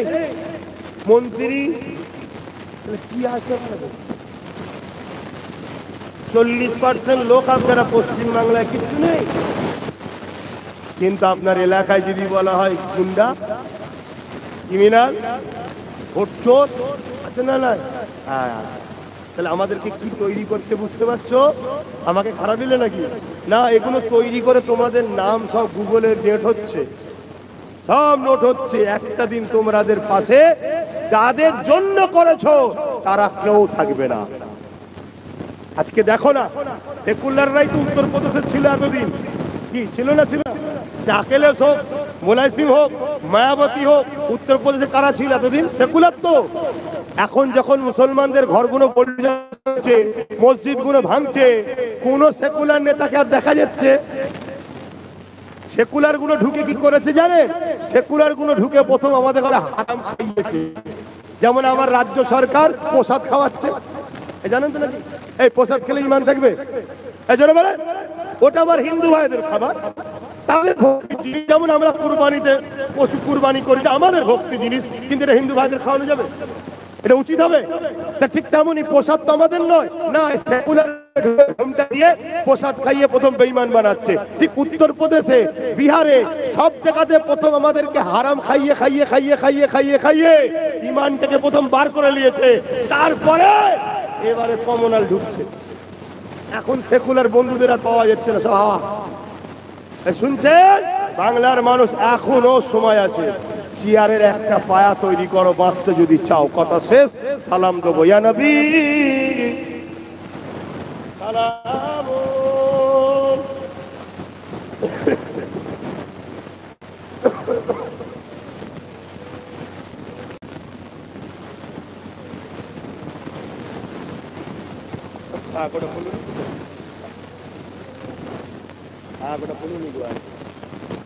বাপ জানাবার ভাইরা আমার, 21শে অগ্রহায়ণ নলেজ সিরিজে প্রোগ্রাম করি, জানেন তো? এবছর করব মনে করেছিলাম, কিন্তু এই এসআইআর নিয়ে শুনছি নাকি 9 তারিখে একটা খরচা টাঙাবে। মানুষের একটু ঘরে থাকা দরকার মনে হয়। কেন তার আগের দিনই 8 তারিখ পড়ছে 21শে অগ্রহায়ণ। 9 ডিসেম্বর খরচা টাঙাবে, আর 8ই ডিসেম্বর আপনারা চলে যাবে, সারা দিনটা আমার ওখানে কেটে যাবে। তাই আমরা অনেক চিন্তা ভাবনা করে দেখলাম এবছরটা থাক। কথা বুঝে আসছে? আমরা নতুন একটা ভবন তৈরি করছি, নতুন একটা বিল্ডিং, খুব শিগগিরই উদ্বোধন হবে, দোয়া করেন। তখন আমরা ডাকবো, আপনারা যাবেন। পাশাপাশি আমাদের তো একটা টার্গেট আছে ব্রিকেটে যাবার, জানেন তো নাকি? কাগজ টাগজ সব ফেলা হচ্ছে, যদি হয়ে যায় খবর পেলে যাবে তো? কি গো বলো? ইনশাল্লাহ। হ্যাঁ, কিন্তু গাঁটের পয়সায় গাড়ি পাঠিয়ে দেবো, চ ডিম ভাত খাওয়াবো, লাইনের লোক আমি নয়। কথা বুঝে আসছে? কেন তোমার ঝেড়ে নিইনি তো, তোমায় কেন দেবো আমি? আমি তোমার ঝেড়ে নিয়েছি নাকি? আসো, আমার তোমার ঝেড়েছে যারা, তাদের কলজে থেকে বার করতে হবে এবারে। কথা বুঝে আসছে তো নাকি? বিশেষ করে ওয়াকাফকে বাঁচাবার জন্য যাওয়া দরকার আছে না নাই? হ্যাঁ, তো এই জন্য চিন্তা ভাবনা করে 21শে অগ্রহায়ণ প্রোগ্রামটাই বছর স্থগিত রাখা হয়েছে। আপনারা নিশ্চয়ই যা জানেন, একটু জানিয়ে দিলাম। আর একটা কথা হচ্ছে, এই এসআইআর নিয়ে বেশি টেনশন করবেন না। এসআইআর ফর্মটা ফিল আপ করবেন, খুব ধৈর্যের সাথে, বুদ্ধিমত্তার সাথে, চোখ কান খুলে রেখে কাজ করবেন। যখন কাউকে জমা দেবেন, কাউকে বলতে বিএলআরও ছাড়া অন্য কারো কাছে জমা দেবেন না। যে ফর্ম দিয়েছে বিএলও, তার হাতেই দেবেন। তার একটা ফটো তুলে রাখবেন যে আমি আপনার হাতে দিয়েছি। আর যে রিসিপ্ট আপনি রাখবেন দুটোর মধ্যে একটা রাখতে হবে, তো ওটাই যেন স্টাম্প সই থাকে বিএলওর। কথা বুঝে আসছে? যদি কোনো রকম ফেঁসে যান, আপনাদের ভাই কথা দিচ্ছে, আমার ছোট ভাই আইনের লোক, তার দ্বারা দরকার হয় সুপ্রিম কোর্ট হলেও আপনাদের জন্য আমি লড়বো। কথা বুঝে আসছে? ঘাবড়াবেন না। তবে নাকে তেল দিয়ে ঘুমোলেও হবে না, একটু চোখ কান খুলে রাখতে হবে। কেন? আমাদের গার্জেন নেই তো। যে ছেলের গার্জেন থাকে না, সেই এতিমকে খুব সবাই মিলে জ্বালায়। কথা বুঝে আসছে? এই জন্য একটু চোখ কান খুলে রাখতে হবে। আর একটা কথা বলে যাচ্ছি, এই যে এত কিছু কথা লাস্টে 2-5 মিনিট একটু লাস্টে রাজনীতির কথা বললাম, কষ্ট হলো নাকি? তার একটু হ্যাঁ কি না বলুন না। যে হুজুরের ছেলে জলসাতে এসে রাজনীতির কথা বলবে, কারণ এরকম মনে হলো নাকি? যারা যদি কারো মনে হয়, আমি তাকে জিজ্ঞেস করব, আপনি কি মুনাফেক? আপনি কি মুনাফেক? যদি বলেন কেন বলছেন, আপনি মুসলমানের কথা বলেন কি করে? আপনি কোনোদিন মমতাকে, মোদীকে যে জিজ্ঞেস করেছেন রাজনীতির নামে আপনারা ধর্মের বিরোধী করছেন কেন? আপনারা রাজনীতির নামে মসজিদ মাদ্রাসাগুলোকে টার্গেট করছেন কেন? আপনারা রাজনীতির নামে কেন বলছেন কি বলে উন্নয়ন শেষ হবে, আমার কোরআন শেষ হবে, উন্নয়ন শেষ হবে, এইসব কথা আপনি বলেন কেন? আপনি রাজনীতির লোক, রাজনীতি করবেন, এটা কখনো বলেছেন? তাহলে বলেন না যখন, তাহলে আমার বিষয়ে সন্দেহ করতে যাবেন না। ও যখন আমার ঘরে হাত দিয়েছে, আমি তোর ঘরে হাত দেবই বাপ। কেন? ওর থেকে আমার পাওয়ার বেশি। ও লোকের ভোটে বেঁচে আছে, আমি লোকের ভোটে বেঁচে নেই, আমেনা লালের গোলামিতে বেঁচে আছি। কথা বুঝে আসছে তো নাকি? লোক ভোট দিয়েছে, বেঁচে আছে, কালকে ভোট না দিলে ওই বিগত সরকারগুলোর মতো হবে। ঠিক না বেটি? আমি কিন্তু কারো ভোটে বেঁচে নেই, আমি বেঁচে আছি মোহাম্মদ রসুলের গোলামি করি। আল্লাহ তাই আপনাদের দিলে আমার প্রেম ঢুকিয়েছে। কথা বুঝে আসছে? কারো ভোটের দয়াতে আমি বেঁচে নাই, আমি আল্লাহর পক্ষ থেকে সিলেক্টেড দাদা হুজুরে আওলাদ নবীর খানদান। কথা বুঝে আসছে তো নাকি? কিন্তু তুমি রাজনীতি করতে গিয়ে আমার মসজিদ মাদ্রাসা কবরস্থান ঈদগাহ খানকা আমার কোরআন নিয়ে এসব কথা তোমাদের মুখে পাওয়া যাচ্ছে কেন? কেন তুমি কলকাতায় নামাজে চলে যাবে? মহিলাদের ঈদের নামাজে যেতে আছে, তুমি রাজনীতি নিয়ে তখনই যাচ্ছ কেন? কথা বুঝছেন না? বোঝেন না? তাহলে তুমি যখন আমার ঘরে হাত দিয়েছো ধর্মে, তাহলে তো আমার একটু হাত দিতে হবে। কি তুমি হাত গুটিয়ে লাও, আমি হাত গুটিয়ে নেবো। আর তুমি যদি মনে করো না আমার জোর আছে, তোর কিসের জোর? একটা ফুসকুড়ি মারার ক্ষমতা নেই। ফুসকুড়ি বোঝেন? ওই ফুসকুড়ি হবে, একটু চুলকে দিবি, তারপরে ওটা দেখবেন রস বেরোচ্ছে, আস্তে আস্তে ফুলছে। ফোলার পরে ডাক্তারের কাছে গেছেন, ডাক্তার বলছে একটু জটিল লাগছে। কি হয়েছে? বলছে মনে হচ্ছে তো অন্য দিকে যাচ্ছে। তাই নাকি? ফটো করো।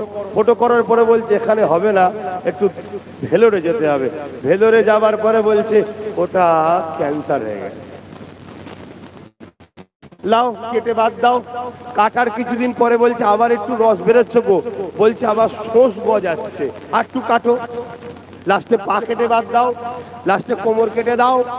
শুনছেন তো খোদার মার কাকে বলে? যাদের এইগুলো সারাবার ক্ষমতা নেই, তারা আবার ক্ষমতা কিসের বলছে? আমরা আমার আল্লাহর ক্ষমতা নিয়ে কথা বলি। দুনিয়ার কাউকে ভয় করি না আল্লাহ ছাড়া। কেন? হক কথা যখন বলবো ভয় কিসের? আমি তো কারোর উপরে জুলুম করছি না, আমি কাউকে তো মিথ্যা বলছি না। তুমি আমার উপরে জুলুম করেছো, আমি সেই রিয়াকশনটা দিচ্ছি যে এগুলো জালিম, এগুলো অন্যায় করেছে। কথা মাথায় ঢুকছে তো নাকি? এখন কোনো মুসলমান ঘরের ছেলে যদি মনে হয় যে হুজুরের ছেলে এইসব কথা বলছে কেন, আমি তাকে বলবো তোমার মধ্যে মুনাফিকি গন্ধ পাওয়া যাচ্ছে। তুমি বেশি বেশি করে তওবা করে আল্লাহর কাছে কাঁদো যে আল্লাহ আমি কি কাজ করলাম যে আপনি আমাকে আপনার থেকে সরিয়ে দিচ্ছেন। আল্লাহর ভয়ে কাঁদো, আর নাই তোমার মরণটা যখন হবে দেখা যাবে কলমা জুটছে না মুখে। আমি খারাপ কথা বলে যাচ্ছি না, মাথায় রেখে দিও। অনেক কষ্টের বিনিময়ে ইসলাম, অনেক কষ্টের বিনিময়ে আমার রাসূলুল্লাহর শরীরে রক্ত ঝরেছে, তারপরে ইসলাম। তুমি আমি সেই ইসলামের উপকার যদি করতে নাও পারি, ক্ষতি না হয়ে যায়, এটা মাথায় রেখো। হালকা বয়সে প্যান্ট শার্ট পরছো, দাড়ি চাচ্ছো, গান শুনছো, সিনেমা দেখছো, যাত্রায় গেছো, জেনা পর্যন্ত করেছো, তারপরও তোমার দরজা এখনো খোলা আছে। তওবা করো, কাঁদো, আল্লাহ মাফ করে দেবে বলছে। কিন্তু তুমি রাসূলুল্লাহ দিনের ক্ষতিকারক হচ্ছ। যারা ক্ষতি করছে তাদের সাথ দিচ্ছ, দিয়ে বলছো যে আমি ডাকাত রুখছি। আরে টাকা রিপিট আর রিপিট, দুটোর মধ্যে কোনো পার্থক্য নেই। অতএব মাথায় ঢুকাও, নিজের পায়ে দাঁড়াও, নিজের ক্ষমতায় দাঁড়াও। এবারে নিজের পায়ে দাঁড়াবার পরে কেউ যদি এসে বলে ভাই আয় একসাথে পার্টনারে করব, চলো চলো পার্টনারে হব, কিন্তু তোর হয়ে খাটবো আর আমি শুধু গোলাম হয়ে থাকবো আর তুই আমার দিনের ক্ষতি করবি, এটা হবে না।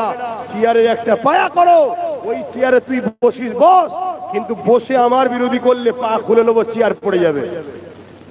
কথা বুঝে আসছে না? নাই একটু হেকমতের সঙ্গে কাজ করো।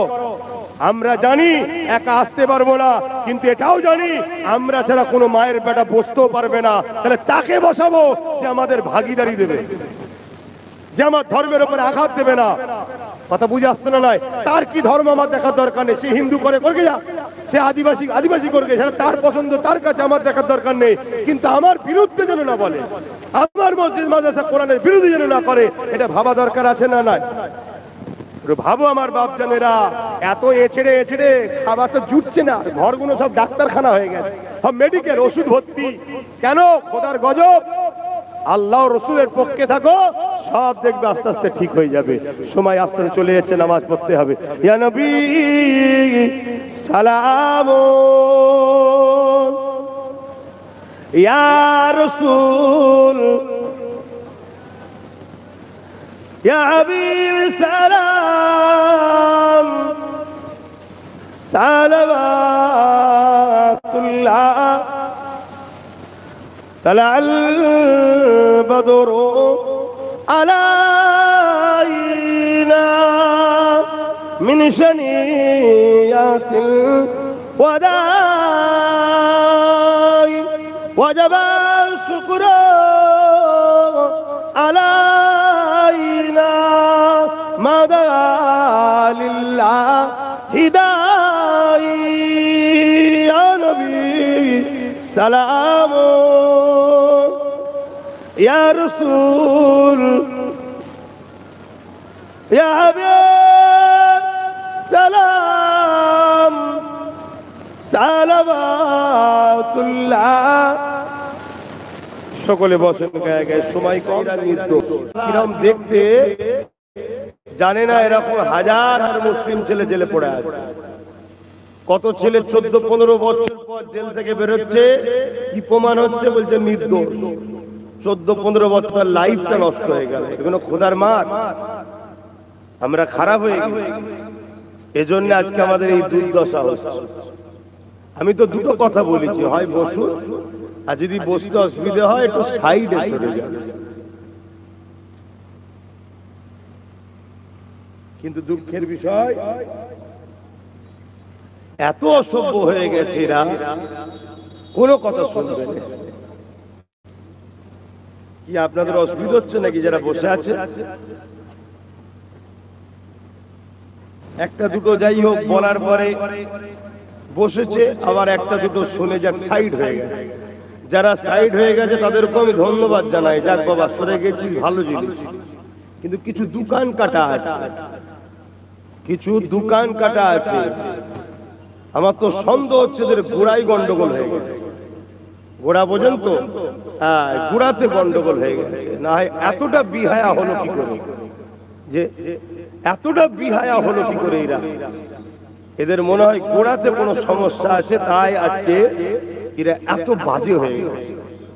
যারা চলে গেছে তাদেরকেও ধন্যবাদ জানাচ্ছি, যাক তাদের বসতে অসুবিধে থাকতে পারে, তারা এই জায়গা বসার লোক নয়, হয়তো এসেছিল হয়তো মজা দেখবে, দেখছে তো মজার লাইন নেই, তা বলেছি চলে গেছে, ভালো কথা। আবার কিছু ছেলে বলার পরে যাই হোক বসেছে, ওটাও ভালো কথা।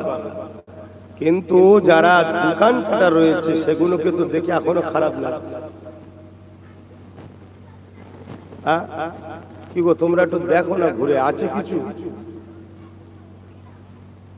রয়েছে তো নাকি? আসেন আমরা আলোচনার দিকে যাই। এই তুমি এখানে মোবাইলে কি করছো? কি গো, কোথায় বাড়ি? দুপুরে খাওনি?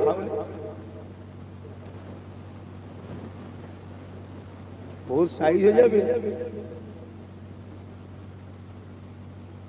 দরুদ শরীফ আল্লাহুম্মা সাল্লি আলা। কিন্তু আরেকজন যদি বা বসে আবার গায়ে জোর নেই, কি জোরে জোরে পড়ে আল্লাহুম্মা সাল্লি আলা।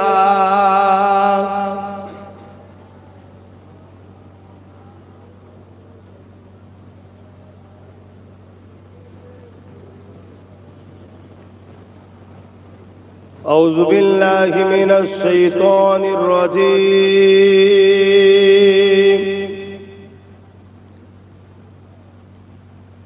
بسم الله الرحمن الرحيم.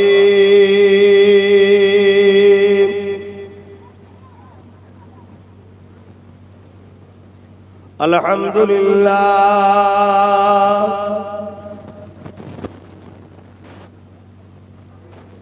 الحمد لله نحمده ونستعينه ونستغفره ونؤمن به ونتوكل عليه ونعوذ بالله من شرور أنفسنا ومن سيئات أعمالنا.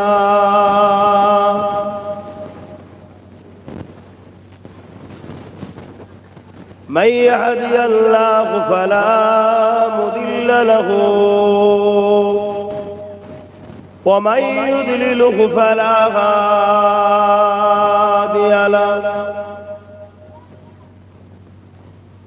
ونشهد أن لا إله إلا الله وحده لا شريك له. ونشهد أن سيدنا وحبيبنا ومولانا محمدا عبده ورسوله.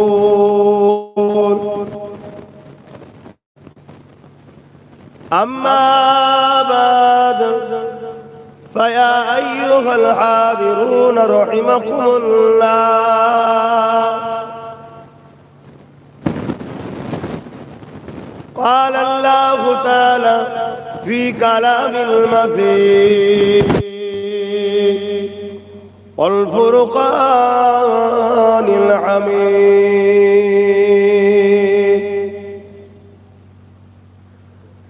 إن الله وملائكته يصلون على النبي يا أيها الذين آمنوا صلوا عليه وسلموا تسليما. اللهم صل على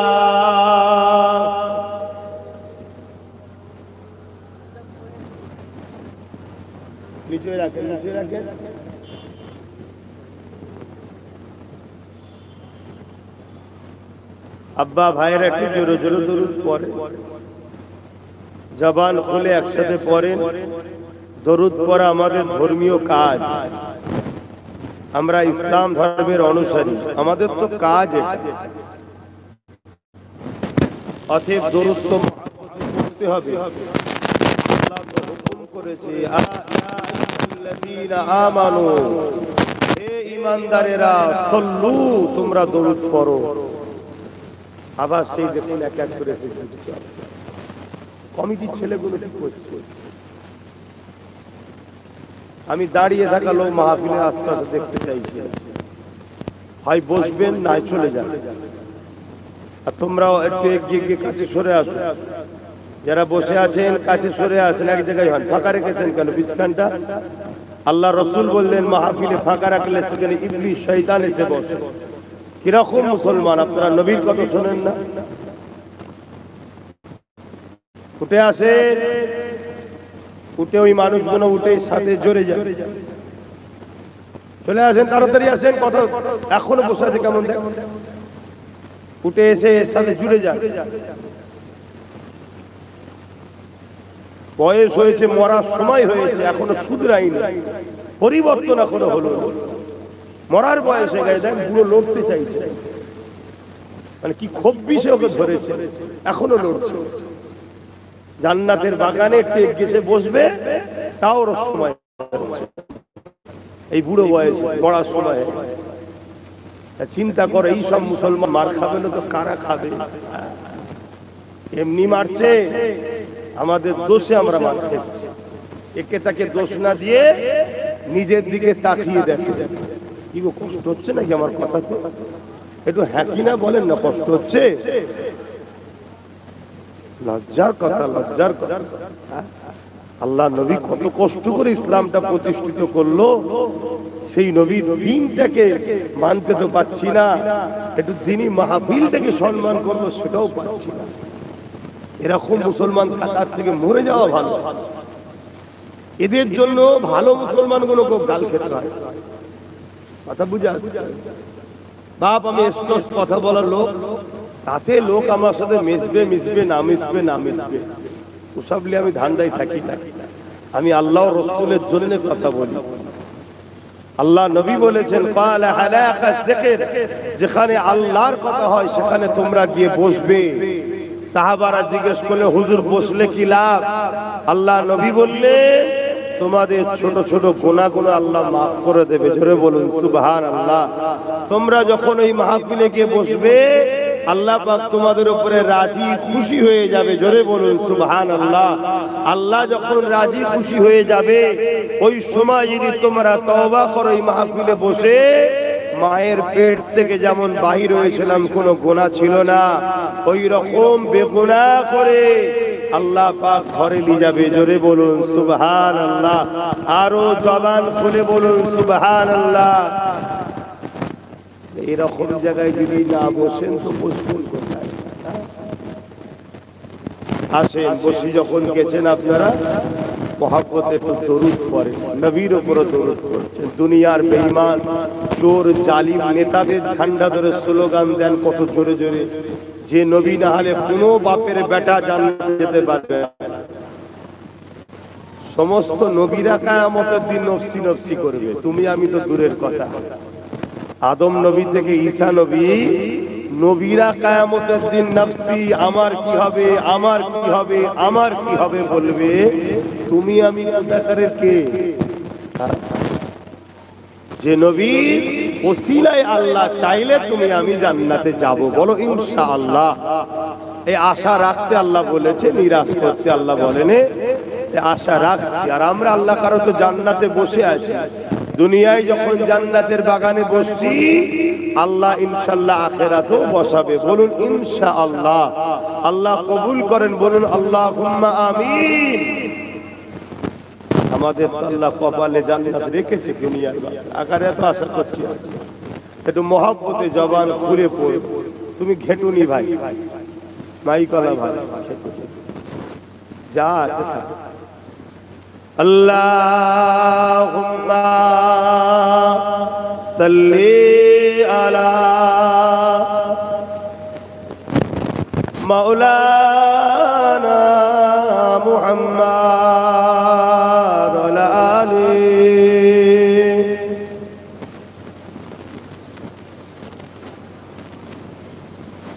पैगंबरों का रोज़ा दिखा दे खुदाया, दरे मोदद से मिला दे खुदाया। पैगंबरों का रोज़ा दिखा दे खुदाया, दरे मोदद से मिला दे खुदाया। शराबे मुहब्बत पिला दे खुदाया पैगंबरों का रोज़ा दिखा दे खुदाया अल्लाहुम्मा सल्ली अला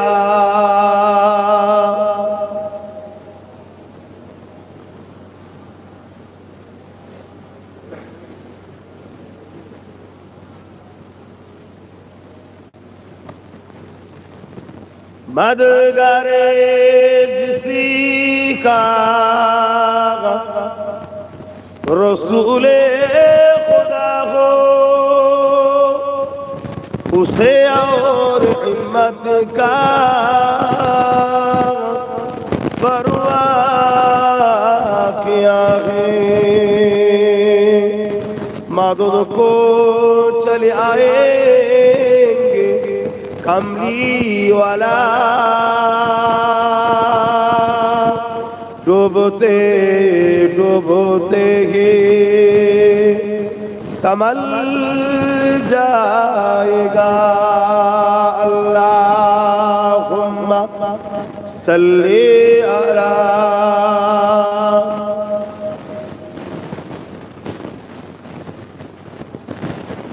वला आली सय्यदना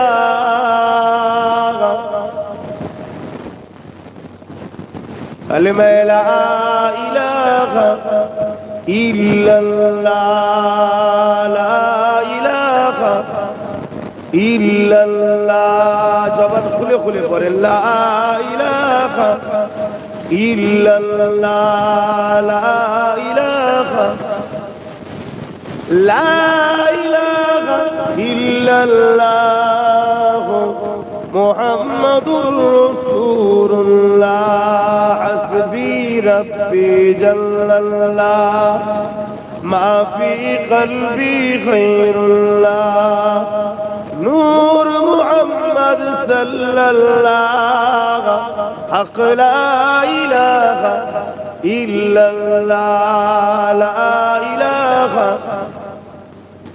ला इलाहा इल्लल्लाह ला इलाहा ला इलाहा इल्लल्लाह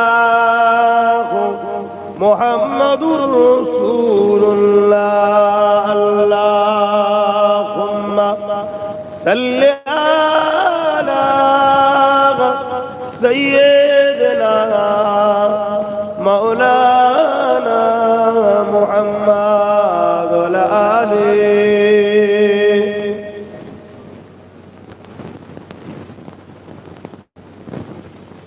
وقال الله تعالى في كلام المسيح والفرقان الحميد ما آتاكم الرسول فخذوه وما نهاكم عنه فانتهوا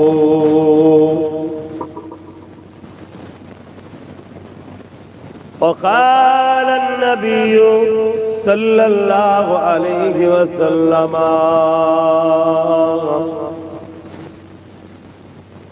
من أحب لله وأبغض لله وعطى لله ومنع لله فقد استكمل الإيمان আমার আব্বা জানেরা আমার নওজোয়ান তরুণেরা যুবকেরা ছোট ছোট বাচ্চারা উলামা হযরত হাফিজে কোরআন নামাজি মুত্তাকি পরহেজগার প্রতি বছরের নাই এবছরও আল্লাহ পাকের দরবারে শুকরিয়া আমার মা বাবা ভাই বোনেদের সহযোগিতায় গ্রামবাসীদের সহযোগিতায় যুবক ছেলেদের প্রচেষ্টায় কোরআন সুন্নাহ একটা দ্বীন ইসলামের দ্বীনি মাহফিল আল্লাহ করিয়েছেন। আল্লাহ সেই মাহফিলে আমাদেরকে আসার তৌফিক দিয়েছেন। এবং বসারও নসিব করেছেন, তাই সকলে খুশি হয়ে বলি আলহামদুলিল্লাহ। মনে রাখবেন এই পৃথিবীতে হাজার ধর্ম আছে, যে যা ধর্ম তার তার কাছে, তার পছন্দ তার কাছে, তবে প্রত্যেকে ধর্মকে নিয়ে বড় গর্ব করে, আনন্দ করে। সে তার ধর্মের কাজ কাম বড় খুশি মনেই সে করে। আমাদের ধর্মের নাম হলো ইসলাম। জানলে খুশি হবে আমরা এমন একটা ধর্মের অনুসারী যে ধর্ম মহান স্রষ্টা রব্বুল আলামিন বলছে আমার মনোনীত পছন্দনীয়। জোরে বলুন সুবহানাল্লাহ। যেসব মুরব্বী বাপেরা আসছেন এই লাইনে বসে যান, এখানে আর কেউ যাতায়াতের ব্যাপার নেই, এটাকে বলে এরকম ফাঁকা রাখেন কেন? এ কি পার্টির মিটিং নাকি? এখনো করবেন না, জলসাকে একসাথে রাখবেন, আরো কাছে লোককে বসতে দেবেন, মাইকওয়ালাকে সাইডে দেবেন। জলসায় কাছাকাছি লোক না হলে ঠিক আলোচনা করে শান্তি হয় না। পার্টির মিটিং এ দূরে রাখতে হয়, কেন নেতারা বেশিরভাগ চোর, এই জন্য দূরে রাখে জনগণকে, যদি জুতো ফুটো ছুঁড়ে মেরে দেয় এই ভয়ে। আমরা কাছাকাছি থাকলে বেশি ভাল লাগে। কথা বুঝছেন তো নাকি? এটা সব বুঝি রে বাবু। এইরকম বীজ খানা একটা ফাঁকা দিয়ে এইটা একটা সাইড দিয়ে এলেই তো হয়। আর একটা কথা বলি, এই যে ব্যানারে ফটো গুলো দিচ্ছেন, কমিটিকে বলছি বা যারা শুনছেন, এটা চরম অন্যায়। ধর্মকে ধর্মের জায়গায় রাখেন, ধর্মকে ধর্মের জায়গায় রাখেন। জিন্দেগি তো প্রতিটা জায়গায় আমাদের ভুল, বাঁচার তো কোনো জায়গা আমাদের নাই। না নামাজ আছে, আর যারা নামাজ পড়ে পড়ার মতো হয় না। না রোজা আছে, যারা রোজা রাখে রাখার মতনও হয় না। না হজ আছে, যারা করে হজ করার মতো হয় না। যা আছে আমাদের কিছুই নেই। তারপরেও যদি আবার আমরা নিজে হাতে করে আমার ধর্মের কাজে ইসলাম যেটাকে অপছন্দ করে সেগুলোকে যদি ঢুকায়, তাহলে কোনো এক জায়গায় যেন মনে হচ্ছে আমরা আরো বিপদগ্রস্ত হব। মানুষ মাত্র ভুল হয়, ছেলেরা করেছে, আমি বলে গেলাম, আমাকে দাওয়াত করবেন না করবেন পরের বিষয়। প্রথম বিষয় হচ্ছে আমার আল্লাহ আমাকে এখানে আনবে কিনা, ওটা হলো প্রথম বিষয়। তবে মনে রাখবেন, জলসা করবেন করুন, কিন্তু এই ফটো বক্তা আমাদের দেবেন না। এটা ইসলাম ঠিক পছন্দ করে না। দুনিয়াবি ক্ষেত্রে এখন মোবাইল ছাড়া তো মানুষ নেই, ফটো ছাড়া তো কিছুই চলছে না। এখন নাকের ফটো নিচ্ছে, চোখের ফটো নিচ্ছে, আঙুলের ফটো নিচ্ছে, তাছাড়া তো বাঁচার উপায়ও নেই। তো ওটা নাচারে চলো আলাদা কথা, কিন্তু এখানে ফটো যদি না দিতাম কেউ বাধা দিবার তো নাই। কারোর জোর আছে নাকি ফটো দিতে হবে? তাহলে এইসব গুলো করবেন না। তো যাক, আমি যে কথা বলছিলাম, আমরা যে ধর্মের অনুসারী, ধর্মের নাম কি? ইসলাম। সালাম থেকে এসেছে ইসলাম। বাপ আদম আলাইহিস সালাম আর মা হাওয়া, পৃথিবীতে দুটো মানুষ, একজন নারী একজন পুরুষ, এই দুজন থেকে শুরু ইসলাম। জোরে বলুন সুবহানাল্লাহ। ইসলাম ধর্মে 1,00,000 মতান্ত 2,24,000 নবী রসুল পয়গম্বর পথ প্রদর্শক এসেছে, যারা মানুষকে ন্যায় সত্য ইনসাফ ইনসানিয়াত মহান স্রষ্টার রাস্তা দেখাবার জন্য এসেছে। যখনই মানুষগুলো মনুষ্যত্ব হারিয়ে গিয়ে স্রষ্টার কথা ভুলে গিয়ে পাপাচারে অন্যায় অত্যাচারে জড়িয়েছে, তখনই তাদেরকে সঠিক রাস্তা দেখাবেন বলে মহান স্রষ্টার পক্ষ থেকে দুটো করে জিনিস এসেছে। একটা হলো আসমানি কিতাব, যেটা আমাদের জন্য গাইড বুক, আর একটা হলো এই কিতাব বোঝাবার জন্য উস্তাদ নবী রসুল পয়গম্বর। জোরে বলুন সুবহানাল্লাহ।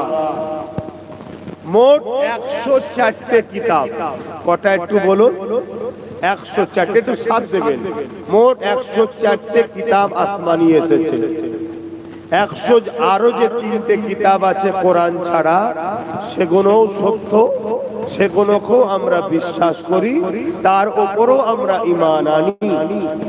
কথা শুনছেন? কিন্তু বাকি 103টে যে কোনো চলে গেছে, সেগুলো আমাদের জন্য সিলেবাস নয়। আজ থেকে 500 বছর আগেও পড়াশোনা হতো না, তখন সিলেবাস ছিল এক, এখন সিলেবাস আলাদা। তখনকার সময় সেই সিলেবাস ঠিক, এখনকার সময় আমার সিলেবাস ঠিক। আমি যদি সেই সিলেবাস পড়ে পরীক্ষার হলে বসি, তাহলে নিশ্চিন্তায় ফেল করব। তাই তাওরাত, জাবুর, ইনজিল সহ আরো 100 যে সহিহ বা চটি কিতাব আছে, সেগুলো ঠিক, কিন্তু সেগুলো সেই সময়ের বান্দা বান্দির জন্য ছিল, আমাদের জন্য নয়।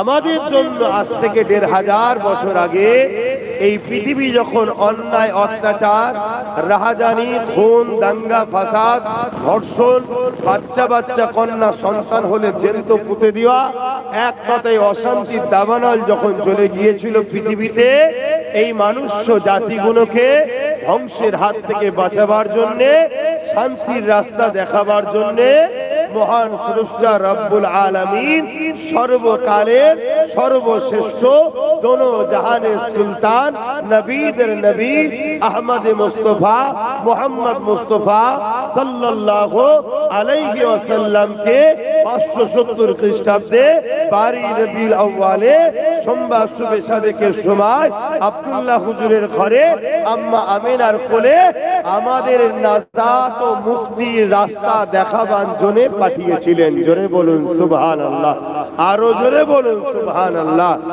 এবং তিনার উপরে সর্বকালের সর্বশ্রেষ্ঠ আসমানি চূড়ান্ত গ্রন্থ কোরআন শরীফ, কালামুল্লাহ, লাইলাতুল কদর, রমজান মাসের কদরের রাতে ধারাবাহিকভাবে আমার নবীর উপরে অবতীর্ণ হয়েছে, যেটা আমাদের জন্য গাইড বুক ও সিলেবাস। এখানে আমাদের বলতে শুধু মুসলমান নয়, কোরআন মানুষ্য জাতির জন্য মহান স্রষ্টা পাঠিয়েছে। হুদাল্লিন নাস, হুদাল্লিন নাস, মানুষ্য জাতির জন্য। আজ আমেরিকা তারাক্কি করছে কোরআন থেকে, আজ ইউরোপ দুনিয়া তারাক্কি করছে কোরআন থেকে, আজ ইহুদিরা পুরো পৃথিবীতে রাজ করছে কোরআন থেকে। পুরো পৃথিবীতে 100 বছর আগে পুরো পৃথিবীতে মুসলমানরা বিজ্ঞান, সায়েন্স, থিওলজি, ম্যাথমেটিক্স, দর্শন, ইকোনমিক্স, সব দিক দিয়ে মুসলমান তারা পৃথিবীতে রাজ করেছে এই কোরআন থেকে। দুঃখের বিষয়, আমরা কোরআন থেকে সরে যাওয়ার জন্য আজ আমরা লাঞ্ছিত, অপমানিত, পদদলিত হচ্ছি। এই পৃথিবীতে সর্বপ্রথম অপারেশন করার সিস্টেম মুসলমান তৈরি করেছে কোরআন থেকে। এই পৃথিবীতে সর্বপ্রথম সমস্ত ইলমের জ্ঞান মুহাম্মদ সাল্লাল্লাহু আলাইহি সাল্লাম খুলে দিয়েছে, তা থেকে পুরো পৃথিবীকে তারাক্কি করেছে ইসলাম। আজ থেকে 100 বছর আগে পর্যন্ত পুরো পৃথিবীতে সবকিছুর আমাদের হাতে ছিল, কিন্তু আজ আমরা কোরআন থেকে সরে যাওয়ার জন্য আল্লাহ আমাদেরকে এত লাঞ্ছিত, এত অপমানিত করছে, এত নিচুই নামিয়ে দিয়েছে যে রাস্তায় কোন ভিআইপি লোকের কুকুর মারা গেলে জেল মামলা হয়, আর মুসলমান মারা গেলে আনন্দ করে যে মারে তাকে পুরস্কারও দেওয়া হয়। এটা ঘটছে না? ঘটে। এটা যারা করছে তারা দোষী নয়, আমরাই দোষী। আমরা দোষী, তারা করবে। তারা ওই খসলতের যুগে যুগে করেছে, ইতিহাসের পাতা সাক্ষী দিচ্ছে, যুগে যুগে করেছে। কেন করেছে? তারা কখনো নাই সত্য, ইনসাফ, ইনসানিয়াতকে মেনে নিতে পারে না। ইসলামের আলোকে তারা কখনো পছন্দ করেনি, কিন্তু আজ আমাদের উপরে এই জুলুমটা হচ্ছে।